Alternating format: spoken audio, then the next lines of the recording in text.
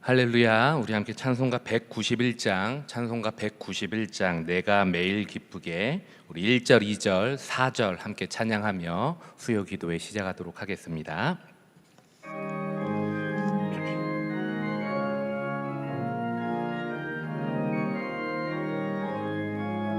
내가 매일 기쁘게 순례의 길 행함은 주의 팔이 나를 안보함이요, 내가 주의 큰 복을 받는 참된 비결은 주의 영이 함께함이라. 성령이 계시네, 할렐루야 함께하시네. 좁은 길을 걸으며 밤낮 기뻐하는 것 주의 영이 함께함이라. 전에 죄에 빠져서 평안함이 없을 때 예수 십자가의 공로 힘입어 그 발 아래 엎드려 참된 평화 얻음은 주의 영이 함께함이라.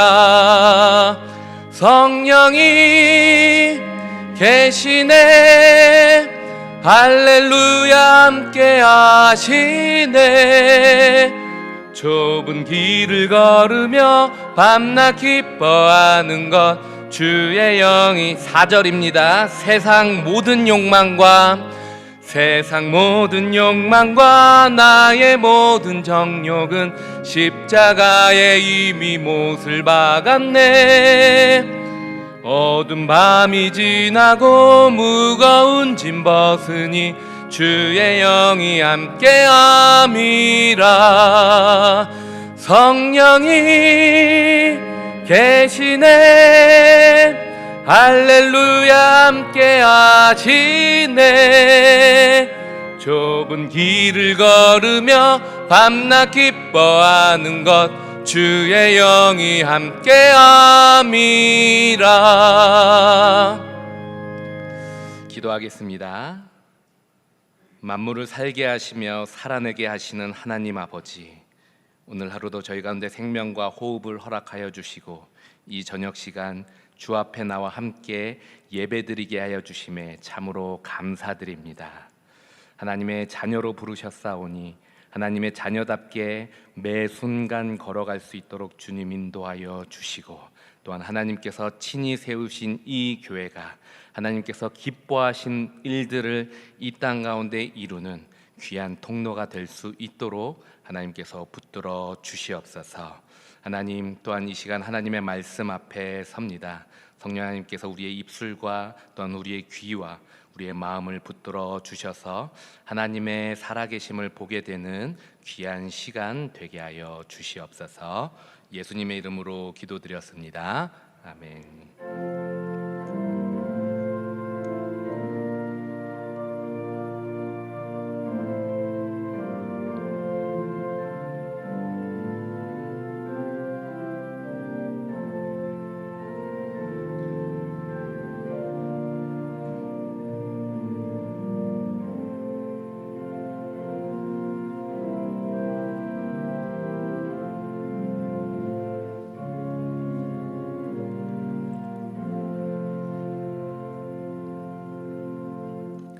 네, 하나님의 말씀 함께 읽기 전에 부고 광고 먼저 드리도록 하겠습니다. 라파교구 예친 814 예친의 김종원 집사님의 부친 되시는 고 김동기 님께서 3월 2일 화요일에 별세하셨습니다.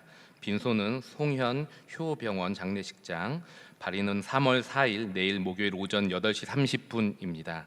장례는 비기독교직으로 진행되며 교구에서 문상을 다녀오도록 하겠습니다. 성도님들의 많은 위로 바랍니다. 우리와 함께 볼 하나님의 말씀은 누가복음 23장 1절부터 25절까지 말씀입니다. 신약성경 137면 누가복음 23장 1절부터 25절 말씀 중에 우리 22절부터 25절까지 말씀 한 절씩 교독하고 마지막 절 함께 읽도록 하겠습니다. 누가복음 23장 1절부터 25절 중에 22절 제가 먼저 읽겠습니다. 빌라도가 세 번째 말하되 이 사람이 무슨 악한 일을 하였느냐? 나는 그에게서 죽일 죄를 찾지 못하였나니 때려서 놓으리라 하니.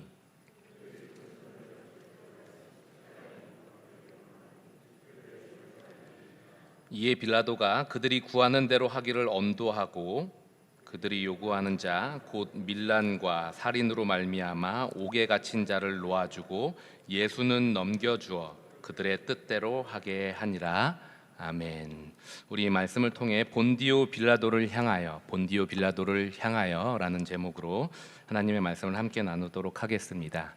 어느덧 기분 좋은 봄이 왔습니다. 우리 옆에 있는 분들도 봄 기운을 전달한다라는 의미에서 이렇게 한번 인사하셨으면 좋겠습니다. 제가 말씀드리는 그대로 인사하시면 되고요. 집에서 예배 드리시는 분들도 옆에 가족분들한테 똑같이 토시 하나 틀리지 않고 그대로 인사하시면 됩니다. 자, 언제나 나에게 그대는 봄이야. 자, 시작.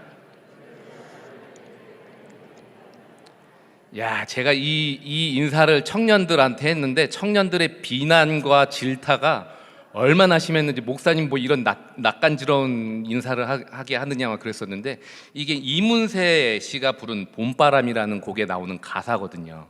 근데 뭐 인사 나눌 만한 내용 아닙니까? 그 요즘에 경이로운 시청률을 보이면서 뭐라 그럴까요? 방송되고 있는 드라마가 있습니다. 혹시 여러분들 아시나요? 펜트하우스 시즌 2입니다. 혹시 보시는 분 손 한번. 부끄러워하지 마시고 저만 보는 거 아니죠? 부끄러워하지 않으셔도 됩니다. 이런 걸 봐야 신앙이 커요. 안 보시는 분들은 나중에라도 꼭 한번 보시면은 신앙이 쑥쑥 자랄 것 같습니다. 이 시청률이 24%가 나왔어요. 24%. 지난주 토요일께 24%인데 이게 어느 정도의 엄청난 이 시청률이냐면은, 혹시 여러분들 1995년에 엄청나게 흥행했던 그 드라마 기억나시나요? 1995년 모래시계 기억나시죠? 모래시계 평균 시청률이 46%, 그리고 뭐 최고 시청률이 66% 정도 나왔다라고 얘기를 하는데, 그 당시에 방송이 공중파 외에는 없던 시대 이 정도였는데 지금은 너무나도 많은 방송이 있음에도 불구하고 24%라는 것은 거의 뭐 금요 기도회 끝나고는 성도님들이 돌아가셔서 보신다라는 얘기이지 않는가라는 생각을 한번 해보게 됩니다. 여기에 보면은 뭐 거의 대부분 아시는데 모르는 척하고 계시다라고 생각을 하고, 뭐 중요하지 않으니까 그냥 진행을 해보도록 하겠습니다. 여기 보면은 이 드라마는 비난에서 시작해서 비난으로 끝나는 드라마예요.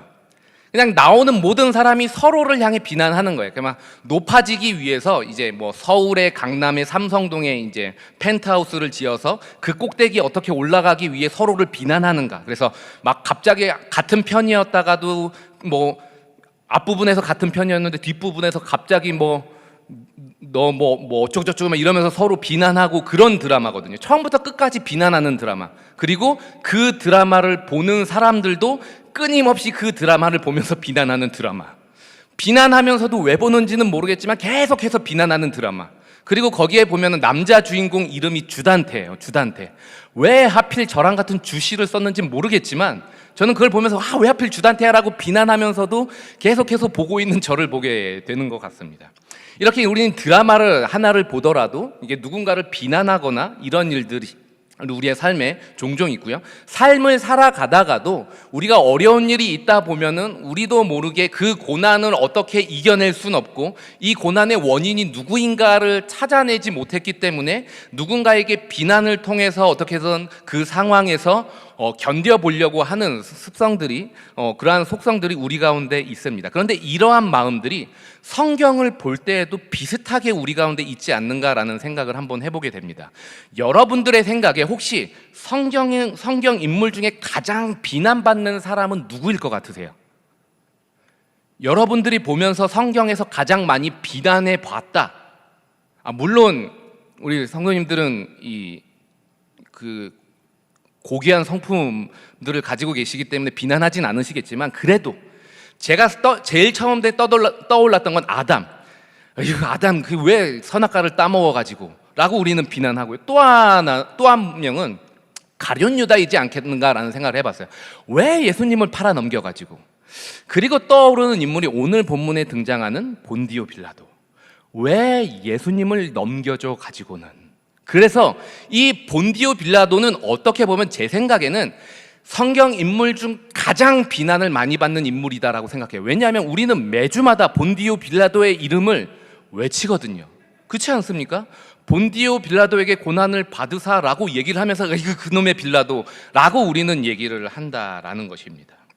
자, 여러분들은 그 고백을 하실 때 사도신경 전체는 놔두더라도 본디오 빌라도에게 고난을 받으사라는 구절을 고백하실 때 어떤 마음을 담아서 고백하시나요? 단순히 나쁜 놈, 이놈 때문에 우리 예수님이 고난을 당하셨지 라는 어떤 감정적인 고백을 하시나요? 아니면 그래 이건 역사적인 사건이지, 본디오 빌라도라는 이름이 있다면 이건 역사적인 거야 라는 의미에서 고백하시나요? 아니면은 조금은 다른 의미에서 이 부분을 고백하시는지, 아니면 그냥 마치 주문처럼 늘 항상 했으니까 습관적으로 어떤 의미도 없고 어떤 의미로 되돌아오는 게 없이 그냥 읊고 지나가는 그러한 신앙의 고백이신가요?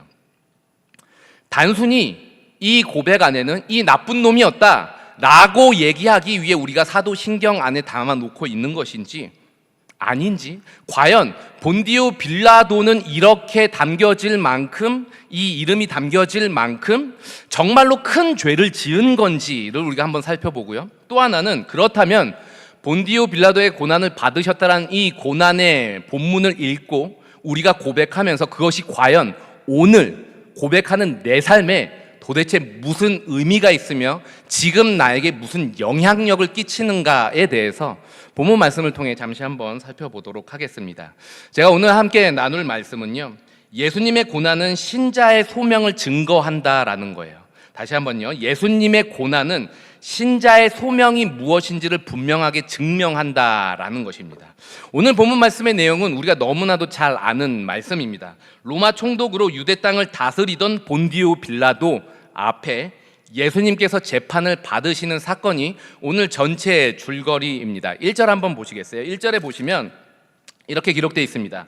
무리가 다 일어나 예수를 빌라도에게 끌고 가서, 여기 나오는 무리는 백성들이 아니라 그 앞단락을 보면은 유대의 최고 종교 정치 기구인 사내들인 공회원들이라는 것을 알 수 있습니다. 누구냐면 대제사장, 그 당시에 대제사장을 위시한 종교 정치 지도자들이 예수님을 본디오 빌라도에게 끌고 와서 예수님을 고발한다라는 것이죠. 그럼 왜 자기들의 정치 기구가 있음에도 불구하고, 종교 기구가 있음에도 불구하고 굳이 자기들이 죽이지 않고 예수님을 본디오 빌라도, 로마의 총독인 본디오 빌라도에게 끌고 갔을까요? 왜냐하면은 로마의 속국이었기 때문에 이 종교 지도자들은 사형을 구형은 할 수 있어요. 사형, 이렇게 구형은 할 수 있지만 그 사형을 집행할 수 있는 권한은 없는 것이죠. 마치 검사가 구형은 할 수 있으나 이 판사는 아니기 때문에 그것을 선언하고 집행할 수는 없는 것처럼, 너는 이단이야, 사형이야 라고 구형은 할 수 있지만 실질적인 능력은 그들 가운데는 없는 것이죠. 그리고 그들이 만약에 자기들끼리 이런 불법적인 방법이나 아니면 비공식적인 방법을 통해서 예수님을 죽였다라고 쳐도 문제가 되는 겁니다. 뭐가 문제가 되냐면, 이 주범인 예수님은 사라지지만 남아있는 제자들을 제압할 수 있는 방법이 없는 거예요. 이 예수라는 나사렛 이단을 어떻게 하면 모조리 다 없앨 수 있을까? 가장 좋은 방법은 공적으로 이 사람은 이단이고 그리고 이 사람은 몹쓸 사람이다 라고 선언을 받아서 사형을 받아야 깔끔하게 해결될 수 있다라는 것이죠. 그래서 확실히 뿌리를 뽑기 위해 예수님을 본디오 빌라도에게 끌고 가게 됩니다. 그래서 오늘 본문의 내용은 유대 공회원들이 집요하게 예수님을 고발하는 내용과, 그리고 그들을 향해 본디오 빌라도가 연속적으로 답변하는 3번의 내용이 기록되어져 있습니다. 이 부분을 잠시 살펴보면요, 1절부터 12절까지가 첫 번째 본디오 빌라도의 답변, 공회원들을 향한 답변이에요. 이 답변의 핵심이 뭐냐? 4절 한번 보시죠. 23장 4절. 23장 4절 제가 한번 읽어보도록 하겠습니다. 빌라도가 대제사장들과 무리에게 이르되 내가 보니 이 사람에게 뭐가 없다? 죄가 없도다 하니, 첫 번째 판결이 내려진 거예요. 내가 아무리 봐도 예수라는 이 사람에게는 죄가 없다라고 판단을 한 것이고 선언을 한 것이죠. 그런데 죄가 없다라고 얘기했지만 공회원들이 가만히 있지 않아요. 더 강력하게 계속해서 주장을 합니다. 이 강한 반대에 부딪히자 빌라도가 무슨 선택을 하느냐? 예루살렘에 와 있던 헤롯에게 예수님을 보내버립니다. 자, 이 오늘 본문의 내용을 이해하려면 당시의 이스라엘의 좀 정치적인 문화 배경을 조금 이해해야 되는데, 당시의 팔레스타인은 한 4명의 통치자에 의해서 지배를 받고 있었습니다. 전체적으로 보면 로마이지만 로마가 선택한 분봉왕들에 의해서 3군데, 그리고 로마가 직접 보낸 로마 총독인 본디오 빌라도에 의해 1군데, 그렇게 해서 총 4군데. 본디오 빌라도가 어디를 통치하고 있었느냐 하면은 이스라엘의 가장 핵심 지역인 사마리아와 유다 지역을 통치하고 있었고요. 그리고 예수님의 고향인 예수님께서 주로 사셨던 갈릴리 지역을 통치했던 인물이 바로 이 오늘 본문에 나오는 헤롯 안티바라는 사람입니다. 그래서 가만 보니까 예수님이 갈릴리 사람인 거예요. 야, 이거 골치 아픈 사건에 엮이지 않을 수 있겠는데? 갈릴리의 분봉왕인 헤롯에게 보내라 해서 예수님을 헤롯에게 보내버립니다. 그런데 헤롯이 이 예수님을 몇 번 이렇게 찔러보더니 다시 이 본디오 빌라도에게 보낸 거예요. 그래서 이 본디오 빌라도와 대제사장의 사이에 이어지는 두 번째 대화가 13절부터 21절에 이어져서 나옵니다. 이 13절부터 21절에 등장하는 대화의 본디오 빌라도의 핵심 답변이 무엇이냐? 14절하고 15절 한번 보시죠. 14절하고 15절 제가 한번 읽도록 하겠습니다. 아까 4절과 어떻게 유사한가? 이르되 너희가 이 사람이 백성을 미혹하는 자라 하여 내게 끌고 왔도다. 보라, 내가 너희 앞에서 신문하였으되 너희가 고발하는 일에 대하여 이 사람에게서 죄를 찾지 못하였고 헤롯이 또한 그렇게 하여 그를 우리에게 도로 보내었도다. 보라, 그가 행한 일에는 죽일 일이 없느니라. 첫 번째에도 분명하게 죄가 없다라고 선언한 것처럼 두 번째에도 예수님에게는 죄가 없더라라는 판결을 내립니다. 대신 때려서 놔줄 테니 여기서 타협하자라고 제안을 하죠. 고발의 정당성을 인정하진 않아요. 그러나 너희의 마음을 흡족하게 해줄 테니 때려서 놓으면 되지 않겠느냐? 라고 이제 이렇게 타협을 하려고 하지만 이 무리들이 조금도 수긍을 하지 않고 오히려 수그러들지 않고 더 반란이 일어날 것 같은 거예요. 그래서는 중재자 바라바를 차라리 우리한테 내주고 예수를 십자가에 못 박아라 라고 끊임없이 요구를 합니다. 이 요구에 대한 빌라도의 세 번째 답변이 22절부터 25절 마지막 절까지의 내용입니다. 이 빌라도의 세 번째 답변의 핵심 내용이 무엇이냐? 22절 한번 보시죠. 자, 22절 같이 한번 읽어보도록 하겠습니다. 시작. 빌라도가 세 번째 말하되 이 사람이 무슨 악한 일을 하였느냐? 나는 그에게서 죽일 죄를 찾지 못하였나니 때려서 놓으리라. 여기 23절에 나오는 23절에 보시면 그들이 큰 소리로 재척하여 십자가에 못 박기를 구하니, 이 말에도 불구하고 이 무리들이 수그러드는 게 아니라 더 크게 일어나는데, 여기서 재촉하다라는 단어는 헬라어로 무슨 의미냐면 사나운 폭우에 시달리다라는 의미예요. 그냥 재촉하다라는 게 아니라 이것이 엄청난, 마치 광풍이 부는 것과 같은 광란의 현장으로 뒤바뀌게 되었다라는 것입니다. 그래서 밀란이 일어나면 이제 빌라도는 이 로마 총독에서 물러나야 되는 상황이거든요. 그래서 이 본디오 빌라도는 그렇다면은 너희 마음대로 해라 라고 해서 예수님을 그 무리에게 넘겨주게 됩니다. 무리의 소리가 예수님을 변호하려는 빌라도의 소리를 삼켜버린 것이죠. 결국 빌라도는 예수님을 향해 십자가 사형을 언도하게 됩니다. 우리가 오늘 본문 말씀에서 집중해서 살펴보려고 하는, 아니 먼저 짚고 넘어가야 되는 사실은 뭐냐면요, 빌라도는 일관되게 예수님을 변호했다라는 거예요. 이 사실을 놓치면 안 된다라는 것입니다. 본디오 빌라도는 예수님을 팔아 넘기려고 했던 사람이 아니라 어떻게 하면은 사형에 언도되지 않게 할까 끊임없이 예수님을 변호했던 사람이 바로 본디오 빌라도라는 사실을 절대로 간과해서는 안 된다라는 것입니다. 그렇다면은 죄 없으신 예수님에게 누명을 씌워서 십자가에 못 박은 주범은 누구일까요? 1절하고 2절 다시 한번 보시면 무리가 다 일어나 예수를 빌라도에게 끌고 가서 고발하여 이르되 라고 기록되어져 있어요.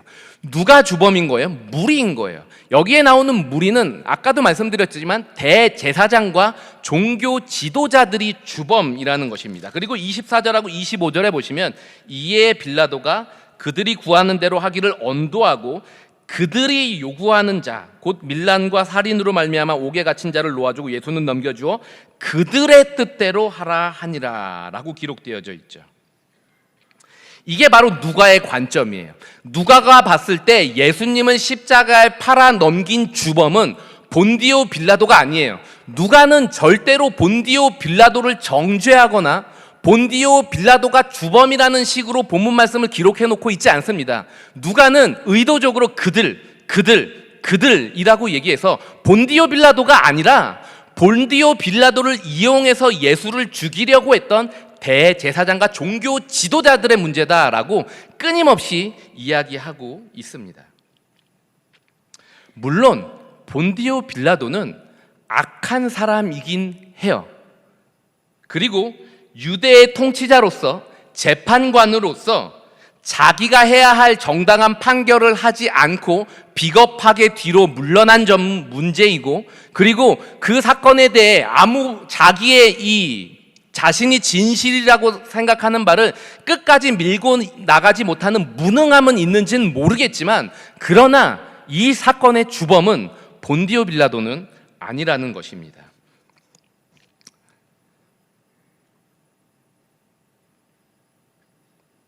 그리고 요한복음 19장 10절하고 11절 한번 자막 한번 띄워주시죠. 자, 평행본문인 요한복음에서는 이렇게 기록되어 있습니다. 빌라도가 이르되 내게 말하지 아니하느냐, 내가 너를 놓을 권한도 있고 십자가에 못 박을 권한도 있는 줄 알지 못하느냐 라고 얘기하자 예수님께서 뭐라고 말씀하시는가? 11절 예수께서 대답하시되 위에서 주지 아니하셨다라면 나를 해할 권한이 없었으리니 그러므로 나를 너에게 넘겨준 자의 죄는 더 크다 하시니라. 자, 누가도 본디오 빌라도를 주범으로 몰지 않지만 예수님도 본디오 빌라도를 주범으로 몰고 있지 않아요. 물론 너에게 문제가 있지만 그러나 나를 너에게 넘겨준 자들의 죄가 크다라고 분명하게 예수님도 말씀하고 계시다라는 것이죠. 예수님도 그에게 책임을 묻고 있지 않습니다. 예수님은 십자가에 못 박은 썩을 놈들, 이 사람들은 누구냐? 유대 종교 지도자들이라는 것이죠. 조금 더 들어가 보면 본디오 빌라도는요, 제가 봤을 때 본디오 빌라도는 적어도 예수님을 팔아넘긴 가룟 유다보다는 나은 사람이에요. 그리고 조금 더 이야기를 하면 본디오 빌라도는 예수님을 저주하며 배반한 베드로보다는 나은 사람이에요. 왜요? 끝까지 어떻게 해서든 변호하려고 했거든요.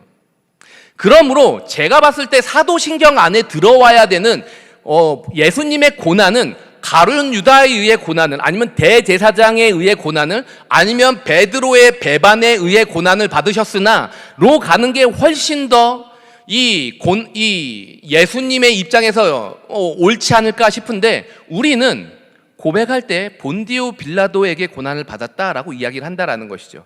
제가 만약에 변호사라면 저는 본디오 빌라도가 저에게 변호해달라고 선임 요청을 한다면 저는 들어줄 거예요. 본디오 빌라도 내가 변호해줄게. 본디오 빌라도까지 변호해주는 괜찮은 목사 아닙니까, 제가? 혹시 여러분들도 교회 안에서 혹시 여러 가지 일들 때문에 어려운 일이 있으면 저를 변호사로 선임하십시오. 제가 열심히 여러분들을 위해서 변호해 드리고 여러분들을 위해서 이렇게 또 하도록 하겠습니다. 그러나 단 저의 이 승률은 높지는 않을 겁니다. 그러니까 실패하실 걸 각오하시고 하셔도 되지 않을까 싶습니다. 어쨌든 빌라도는 제가 봤을 때 조금은 억울하겠다라는 생각이 듭니다. 만약에 후대의 빌라도가 살아서 이게 사도신경 안에 적혀 있었다라고 한다면 왜 나야? 라고 말하지 않을까라는 생각을 해보게 되고요. 조금 더 생각해보면 역사라는 건 결국에 승자의 기록이라고 한다면 기독교가 승자였기 때문에 아무 말도 할 수 없이 죽어버린 빌라도를 그냥 사도신경 안에 그냥 예수님에게 고난을 가한 사람으로 적어놓은 건 아닐까라고 의심해 보는 것도 제가 봤을 때는 정당한 의심일 수 있겠다라는 생각을 해보게 됩니다. 과한 표현은 아닐까.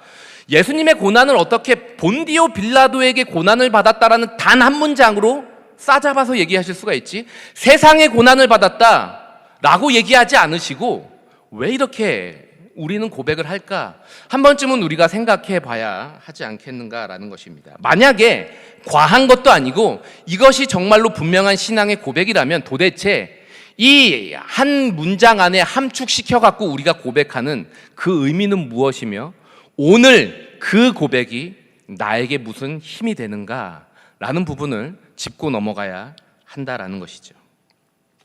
오늘 본문 말씀을 이해하시려면 본디오 빌라도에게 받으신 예수님의 고난은 대속의 관점과 함께 소명의 관점에서도 이해해야 한다라는 것입니다. 다시 한번요. 늘 항상 우리는 본문을 볼 때 예수님의 대속의 관점에서 바라봐요. 예수님이 십자가를 지셨지, 우리의 죄를 짊어지셨지, 이제 곧 고난주간인데 고난주간일 때 우리는 꼭 예수님의 대속의 초점을 맞춥니다. 좋습니다. 그렇게 해야 합니다. 그런데 그것으로만 보는 게 아니라 대속의 관점과 동일하게 또한 동일한 비중으로 이 사건을 소명의 관점에서도 함께 들여다봐야 한다라는 것이죠. 디모데전서 6장 12절하고 13절 한번 넘어가서 살펴보도록 하겠습니다.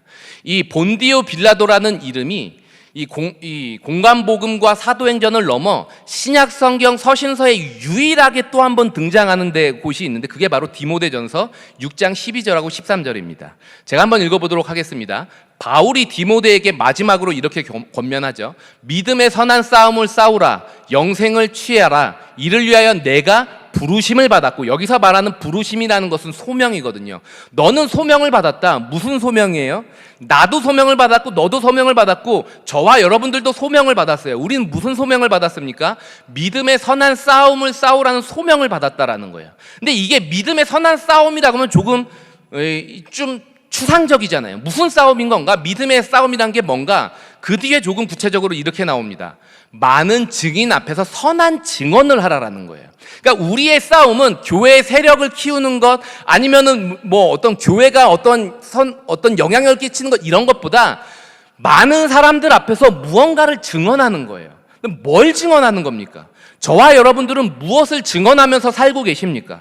오늘 하루 저와 여러분들은 뭐를 증언하면서 살았고 그래서 저와 여러분들은 선한 싸움을 한 게 맞습니까? 무슨 싸움인데요? 무슨 증언인데요? 그게 13절에 나옵니다. 13절 한번 보시죠. 무슨 증언이냐? 예수님은 이런 증언을 하셨다. 디모데야, 나도 이런 증언을 하는 거고 너도 이런 증언을 하는 거고 온 성도들은 이 증언을 하는 거다. 이게 선한 싸움이다. 그게 뭐냐? 우린 이걸 증언하는 거예요. 만물을 살게 하신 하나님 앞에서 증언하는 것이고 또한 동일하게 똑같은 비중으로 하나님 앞에서만 이 증언하는 게 아니라 본디오 빌라도를 향하여서도 선한 증언을 하는 거예요. 예수님이 그러셨던 것처럼 바울도 그러고 있고 바울이 그랬던 것처럼 디모데도 하고 디모데가 하는 것처럼 우리도 해야 된다라는 것이죠. 자, 여러분들 하나님 앞에서 선한 증언하고 계십니까? 또 하나 빌라도 앞에서 선한 증언을 하고 계십니까? 빌라도는 이미 죽었어요. 디모데는 빌라도 앞에 서 있지도 않아요. 무슨 내용일까요? 여기에 나오는 디모데전서 6장 13절에 나오는 만물을 살게 하신 하나님 앞에서 라고 기록되어져 있습니다. 여기 보면 살게 하시는 이라는 단어는요 헬라어로 무슨 단어냐 하면은 조고네오라는 단어인데 이 동사입니다. 생명을 낳다, 생명을 주다, 생명을 유지시키다라는 단어예요. 다시 말하면 만물을 살게 하신 하나님이라 그러면 단순히 우리는 하나님을 창조주라고 얘기하고 있구나라고 생각하지만, 이 말은 하나님을 창조주라고 고백하는 것을 뛰어넘어서 하나님이 주권자라고 말하고 있는 거예요. 단순히 하나님은 생명을 주셨다라는 게 아니라 그 생명을 주신 하나님이 그 생명이 유지되도록 주권을 가지고 일하시고 계시다. 주권자 되시는 하나님 앞에서 예수 그리스도께서 무슨 증언을 하셨느냐? 하나님 당신만이 주권자입니다라고 고백하셨던 것과 똑같이 빌라도 앞에서 그럼 무슨 증언을 하신 거냐? 누가복음 23장에서 왜 예수님은 대답을 하셨고 왜 대답을 안 하셨느냐? 예수님은 무슨 증언을 한 거냐? 하나님이 주권자라는 사실을 증언하고 계셨던 거예요. 예수님의 침묵은 내가 침묵하더라도 하나님이 내 삶의 주권을 갖고 계시다라고 얘기하는 것이고요. 예수님이 대답한 것은 내가 대답해야 변호가 된다라는 생각에서 이 얘기하신 게 아니라 하나님은 나의 주권자다라는 사실을 알리기 위해, 증거하기 위해 예수님은 입을 여셨다라는 것입니다.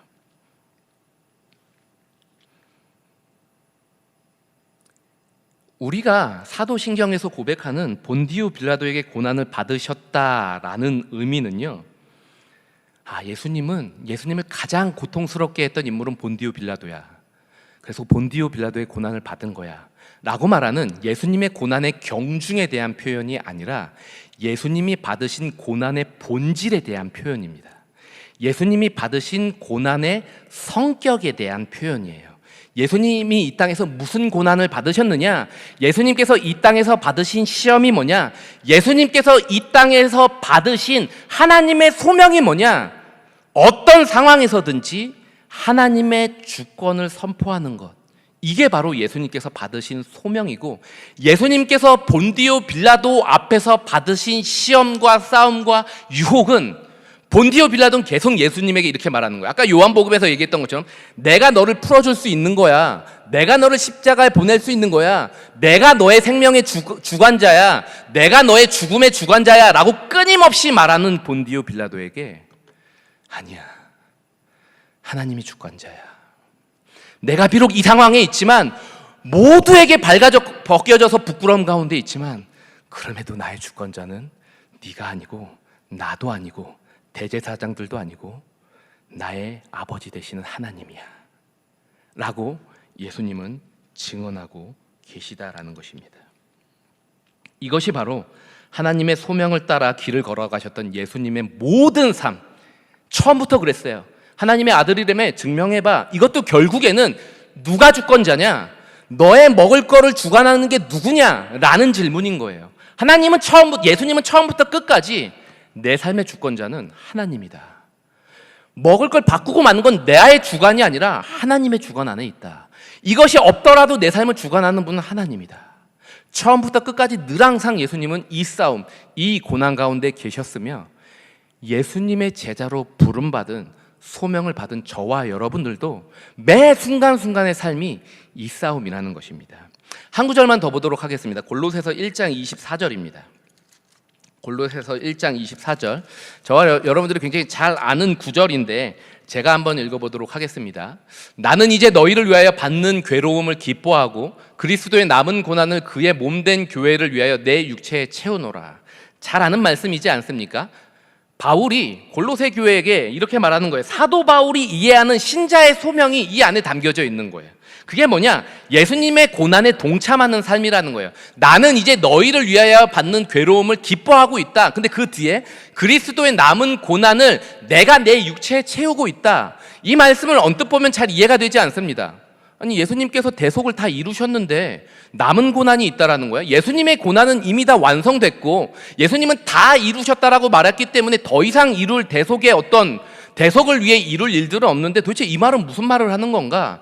이 구절은요, 대속의 개념으로 이해하면 안 되고 소명의 개념으로 이해를 하셔야 된다라는 거예요.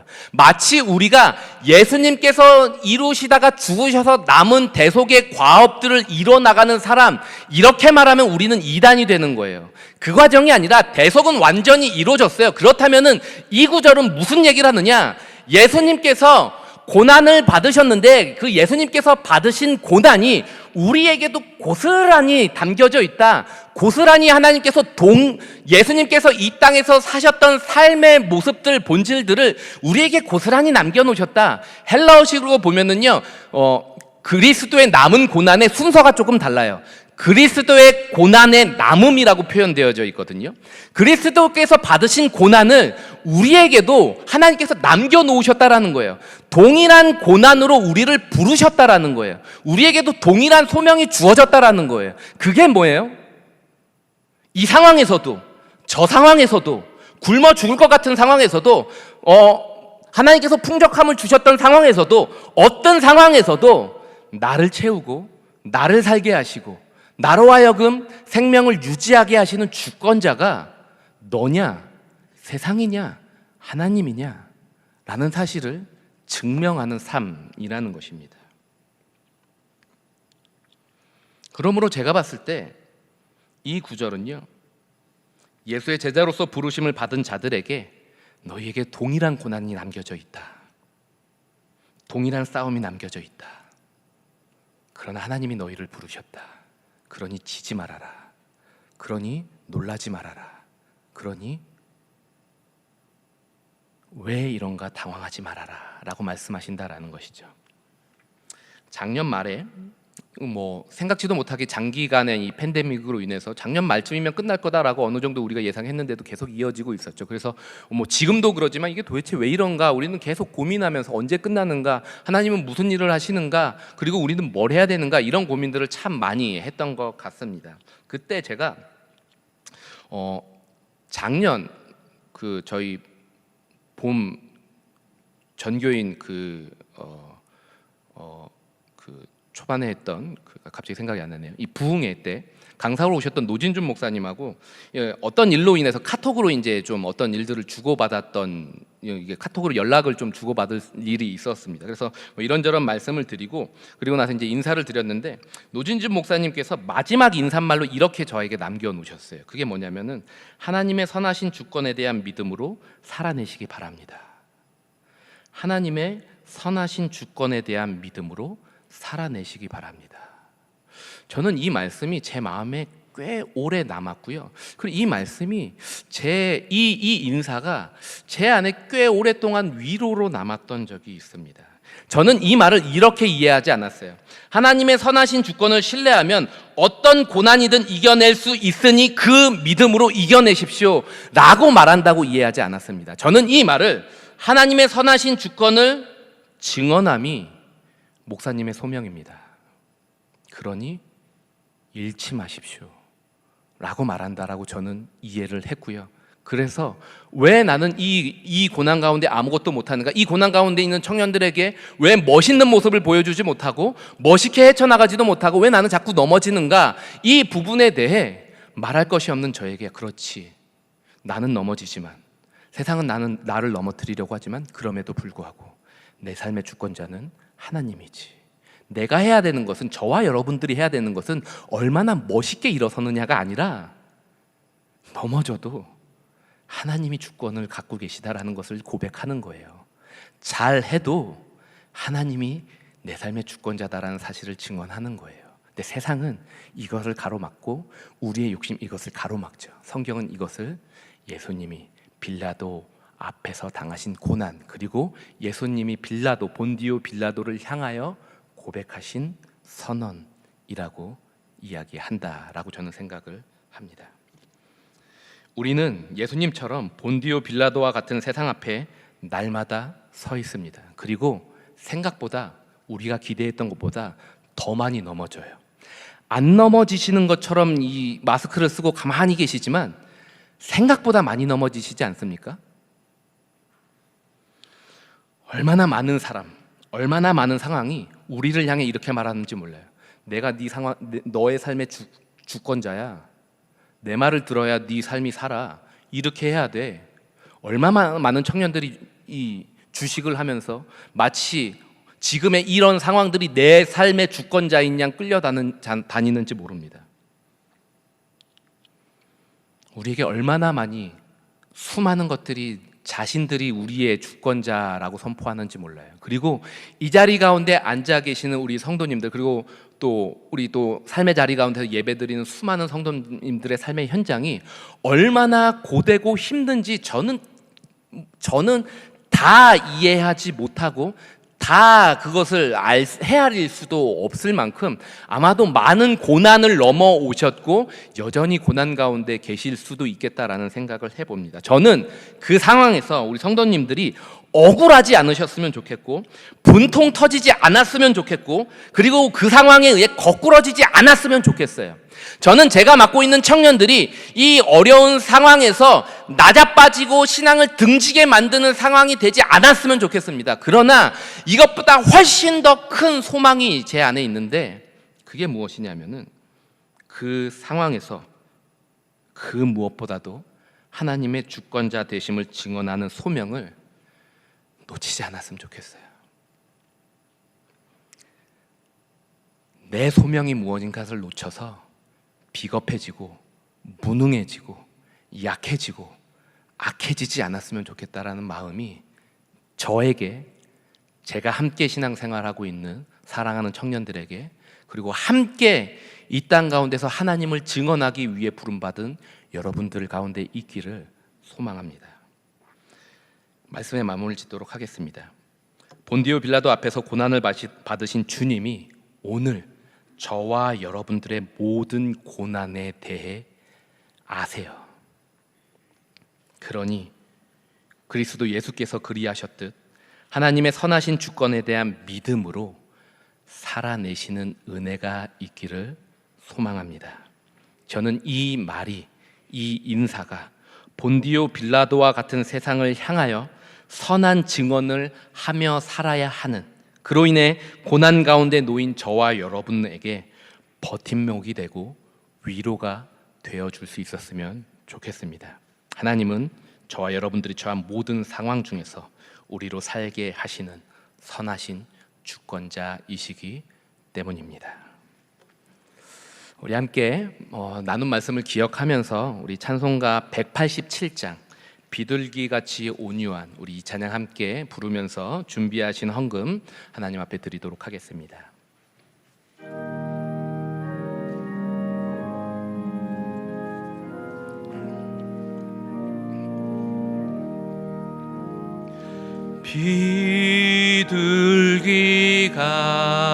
비둘기같이 온유한 은혜의 성령 오셔서 거친 맘 어루만지사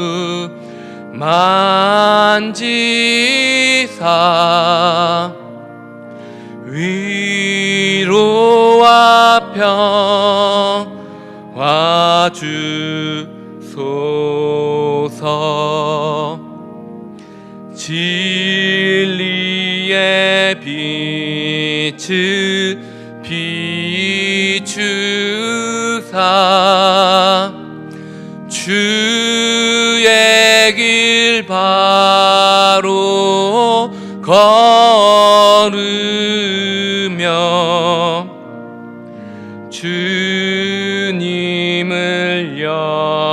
옆에 모시고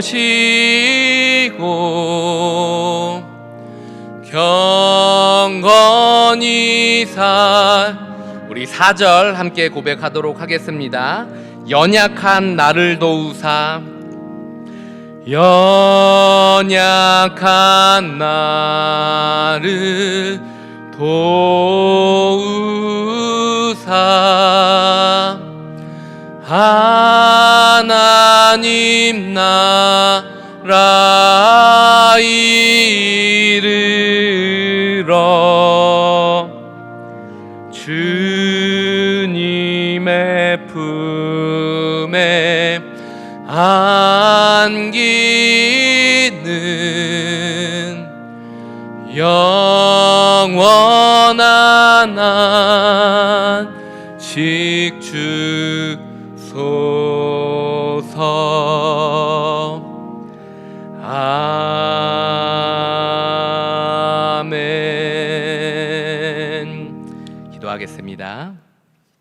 하나님, 우리의 삶의 주권자라는 고백을 담아 하나님 앞에 귀한 예물 드립니다. 우리의 예물 받으시고 또한 우리의 삶을 받으시고 우리의 마음을 받아주셔서 우리가 걸어가는 모든 발걸음이 세상 가운데 하나님의 주권자 되심, 공급자 되심 선포하는 발걸음 될 수 있도록 주님 인도하여 주셔서 하나님, 이 힘든 세상 가운데 누가 나를 돌아볼까 고민하며 있는 자들 가운데 하나님을 증언할 수 있는 복된 삶의 밑거름들 될 수 있도록 주님 인도하여 주시옵소서. 예수님의 이름으로 기도드렸습니다. 아멘. 이제는 우리 주 예수 그리스도의 은혜와 하나님의 사랑하심과 성령의 교통하심이 만물을 살아내게 하신 하나님을 향한 선하신 주권에 대한 믿음으로 살아내겠습니다. 또한 증언하는 삶 되게 하여 주셔서 세상의 고난 가운데 지지 않게 하여 주시고 빌라도를 향하여 선한 증언하셨던 예수 그리스도처럼 당당하게 걸어가는 삶 되게 하여 주시옵소서. 믿음으로 선포하며 삶의 현장 가운데 나아가시는 사랑하는 성도님의 모든 영역 가운데 영원토록 함께 있을지어다. 아멘.